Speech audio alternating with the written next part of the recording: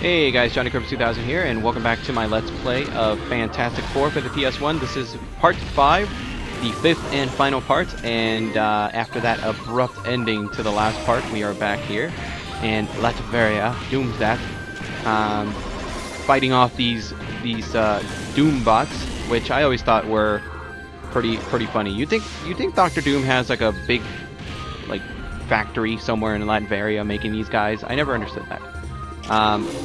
Admittedly, I don't know that much about Doctor Doom other than he's kind of like a big baddie, which is kind of funny when you think about it. Like with Fantastic Four, they're not the most popular Marvel superheroes, which quite frankly I don't understand why. I guess they're very generic. I like the Fantastic Four. Like I said before, I started reading Ultimate Fantastic Four, which I know isn't the original version, but I like it. I figured that was a good way for me to get introduced to the characters after I missed so much. It's very interesting the situation that Fantastic Four are in. They're a very prominent group in the Marvel Universe. Every time you always hear about the Fantastic Four being, quite up there. They're pretty much on the same level in some instances with the Avengers, as far as their popularity and as far as their prominence and their importance in the world of Marvel. In the Marvel Universe. But as far as the real world, not many people like the Fantastic Four, or not many people say Fantastic Four is their favorite superhero group, or not many people say like, oh, Mr. Fantastic, definitely, he's my favorite superhero of all time. Like you rarely ever hear that, and it's very funny because a lot of times, even though Fantastic Four, as I said, are very prominent in the world of Marvel Universe within the storyline, their villains are oftentimes more popular than they are with the general public. We want to talk about Doctor Doom, like here. Like Doctor Doom is very well known in with people. Like you mentioned Doctor Doom, most people will know who Doctor Doom is, and Galactus especially. Yes, I think Galactus more so because, well, Galactus and Doctor Doom are often seen as, whenever we want to have a big crossover where all the superheroes kind of team up, Doctor Doom and Galactus are usually up there. It happens in Ultimate Alliance, and happened in Marvel Superheroes, all these different video games, and it's always, Fantastic Four villains, but it's never the Fantastic Four. So I always thought that was kind of funny. Silver Surfers is another one as well, and usually whenever they want to do something, whenever the superheroes want to do something in the Marvel Universe, including the Avengers, they always seek out Mr. Fantastic for help, because he's one of the greatest minds in the Marvel Universe. So it's always interesting, like you always hear like how great the Fantastic Four are, how prominent they are, how important they are to the Marvel Universe, how important they are to the Marvel superhero community within the canon itself, but you never hear people talk about them very highly in the real world. You always get like, you kind of get told in the comics like you have to like the Fantastic Four because they're very, very important. But it never seems to work out that well. I don't know if it's because the comics aren't written well. I don't know if it's because the movies didn't do so well. I don't know what the deal is, but I kind of wish that Marvel would do something to kind of put more prominence with them, because, I don't know, in my opinion, they kind of need it, Fantastic Four are, in my opinion, are a very cool group of superheroes. They kind of just need to have the right, I don't know, the right writing, I suppose. But in this instance, we are going into once I take care of this guy, which is, he's off screen here, we're going to go into the castle. And here we are inside the Doom Castle, and quite frankly, my whole strategy with this section here is just keep moving. If I have a bit of strategy, if there is any, if you want to call it any, if you want to call it strategy, it's that. And once you get to this section, just keep freaking moving. The enemies are constantly spawning. They're never ending. All you want to do is keep going. That's my advice to you guys if you want to play this game and you want to beat it. Is just keep moving. At least that's what I keep telling myself anyway, because this part can be pretty tedious. I am constantly using my superpowers because I just don't give a crap at this point. At this point, this is more or less a sort of like a mook rush. Meaning that they're constantly respawning, they won't stop coming, And quite frankly, you're allowed to go to the right, well, except for this part. Well, it's very easy to get the go right signal, the go right arrow to pop up. So that's pretty much what I do, is I just kind of bum rush in there. I use special power every now and then when I can, and I just go forward. I go forward, I keep moving. And quite frankly, if you just keep moving, keep going forward, this section doesn't take all that long. However, if you want to stick around and try to stop and try to take them all the enemies out, then yeah, you will die. Like I said, they never stop spawning. So if you just stay here and try to kill all of them, you will die eventually, like I'm doing right now. And like I said, this is probably the part where you want to thank God, thank freaking Stan Lee that you have the ability to play with the CPU, because I can't even imagine having to do this with just, you know, me, myself, and I. It's just like, oh my god, this would have been so freaking hard. I would have been dying left and right, especially without the free play option on. Are you kidding me? Well, let's be honest, I probably would have died with the whales in the Atlantis level. But yeah, as long as you keep moving right, you will eventually just pass by here. By the way, that's a badass portrait in the background of Dr. Doom. I just noticed that. Obviously, usually when I'm playing this game, I'm not usually paying attention to the backgrounds, but that is pretty awesome. And this is probably one of the few times where using that ground move that I like to do is very useful to kind of keep people off of you. Now, the guys on that are on the flying chair thing, the gray guy that's flying around, he can be pretty annoying because you do have to jump up and hit him. He doesn't take that many hits to kill, but when you're constantly focusing your attention on the guys on the floor, he can be pretty annoying, all things considered, but not too bad. One thing I like to point out is that at this time in video games, Marvel was not doing so hot. You know, there's always like a misconception that that superhero video games are bad, and I think a lot of that has to do with the fact that video games based off of superheroes at this time, at least, were not doing so hot. And I mean that from all kinds of directions, not just Marvel. I mean, DC was also not doing so hot. I think DC was actually doing worse at this point than Marvel was, because, you know, try to think back, what kind of DC games were released on the PlayStation that were actually good? Not many. I mean, what was out there? There was like Batman Forever, the arcade game, which was kind of crap. There was Batman and Robin, which was kind of crap. We didn't really have, well, Superman 64, which was definitely crap, and that was pretty much it. We didn't really have anything else from DC coming out at this time. Marvel had a little bit more. You had this game, obviously, featuring Fantastic Four. You had Iron Man and X-O Manowar for PlayStation 1 and Saturn, which was, it was alright. You had the Incredible Hulk, the Pantheon Saga, which was not that great. Now, one thing I will mention here is when you get to this part, I actually jump cut here because I had no idea what you were supposed to do.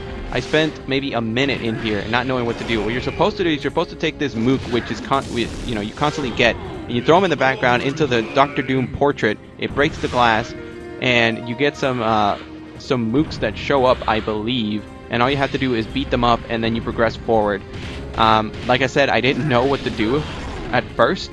So I must have spent maybe like a minute there doing nothing, so that's why I had to jump cut for your sanity and my own, mainly because I wouldn't know what else to say at this point, honestly.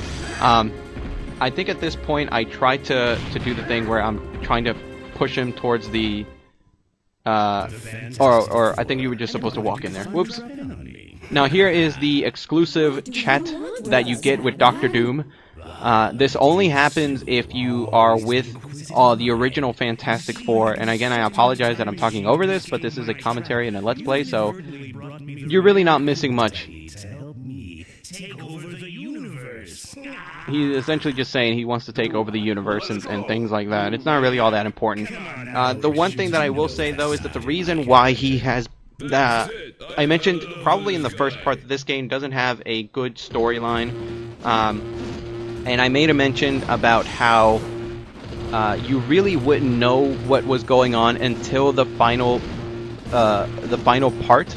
And this is basically what I'm talking about. Now, I mentioned before how there has been, you know, we've been getting zapped all over the place. We've been going pretty much everywhere, all over the place, with no rhyme or reason. You know, we were in New York someplace 1 minute, and then the next minute we're in Subatomica, and then the next minute we're in the Scroll World, and then the next minute we're in Atlantis, and then the next minute we're in Doomstat.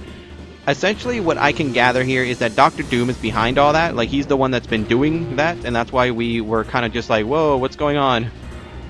It's not explained very well, but that's essentially what's been going on. Now, in this section here, Dr. Doom is by far the hardest enemy and boss of the entire game, mainly because he actually takes a bit of strategy to beat, which up until this point we haven't really been doing all that much. Now, if you go up to Dr. Doom, he doesn't do anything, or not that he doesn't do anything, he blocks everything. So you can't just go up to Dr. Doom and start wailing on him, because he just puts up his force field, he doesn't do anything, and you can't get any damage unless you get lucky like that. Other than that, he just likes to back off. If you walk away from him enough and he, you know, you let him kind of do nothing, he starts shooting these big missiles towards you like that. They blow up and they pretty much take out either half or pretty much your entire life, and you die all in one hit. So that's not good.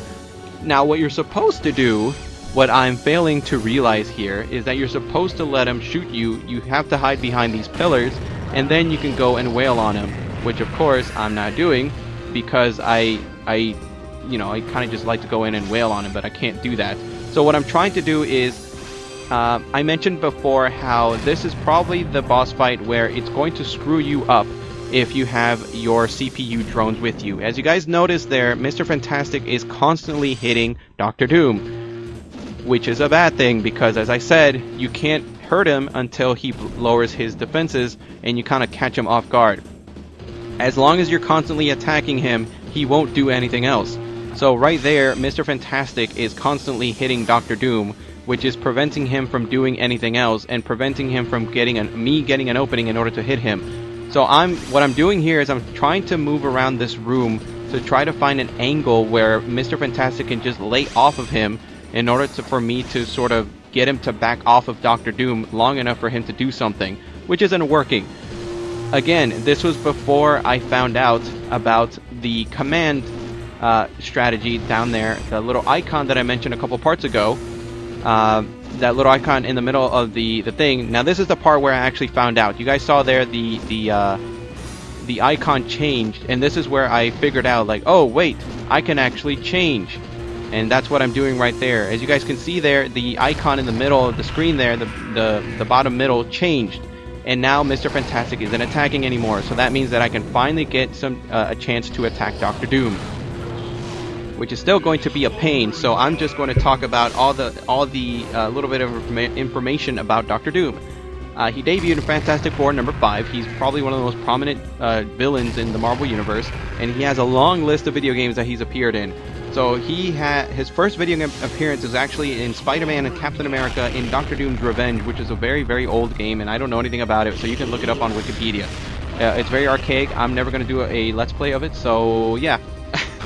He's in Marvel Superheroes, Marvel vs. Capcom 2, and Marvel vs. Capcom 3. He was in Sega Spider-Man as the main villain of that game. Again, I'll be doing a Let's Play soon enough for that, so be on the lookout for that. He was in War of the Gems for the Super NES. He was in Fantastic Four, the game based off of the 2005 Fantastic Four movie. He was in Marvel Nemesis as an exclusive character for the PlayStation Pocket, or Portable, sorry, for the PSP. He was in Ultimate Alliance as the main baddie of that game. He was in Fantastic Four, Rise of the Silver Surfer, Fantastic Four Pinball. He was in Marvel Superhero Squad, Marvel Superhero Squad The Infinity Gauntlet, Marvel Superhero Squad The Comic Combat, Marvel Superhero Squad Online. He was in Marvel Avengers Alliance, Marvel Avengers Alliance Tactics, Marvel Avengers Battle for Earth, Marvel Heroes, the MMO. He was in Little Big Planet as a cameo. I think he was like in one of those downloadable costumes, the Marvel costumes that you could get in that game. He was in Lego Marvel Superheroes, and I think that's it. Man, that's a lot. So Dr. Doom essentially is probably one of the more prominent Marvel supervillains rather in all of Marvel, and very famous in video game form, again because he's kind of like the go-to guy as far as the supervillain that you want for whenever you want the superheroes to kind of band together and all take out one single big baddie. But yeah, again, this is probably the hardest hardest boss battle in the entire game. It's just annoying more than it is difficult, really, because those rockets really take out a lot of life, and his whole shtick with him blocking everything is just very, very annoying. You have a very, very small window of opportunity to actually attack Doom, and those freaking rockets hit you and they kill you in one hit, if not one, then 2 hits. So it's really annoying. And again, like I said before, if you didn't know about your ability to press the select button in order to change the strategy of your CPU drones, then God help you, you would probably never be able to beat this game. Again, I don't know what the mentality of it was, because it doesn't tell you in the instruction booklet. But eventually we beat him, so yay! And I think we get a nice cutscene here. There we go. Look at that glorious, awful 3D in the fantastic car. So yeah, guys, that was it. That was Fantastic Four for the PlayStation 1. I'm just going to share a couple of my feelings, my opinions of it, like I usually do whenever I finish a game. This game gets a lot of flack. It's often considered one of the worst Marvel superhero games of all time. I really can't say that. It does its job okay. It's not the best game ever. I don't think it's the worst game. I think you really have to have a certain mentality. If you really like beat-em-ups like I do, I'm sure you can get some enjoyment out of it. The fact that each character has their own special abilities, and the fact that you can play this up to 4 players, I think says something. Not many games let you do that. Certainly not on the PlayStation 1. So if you're a fan of beat-em-ups, if you have a multi-tap, if you have friends, if you're a fan of Fantastic Four and the Marvel, then I'm sure you can find something to like about this. But anyway, guys, that's it for me. That has been Fantastic Four for the PlayStation 1, and be on the lookout for my next Let's Play. Alright, peace out.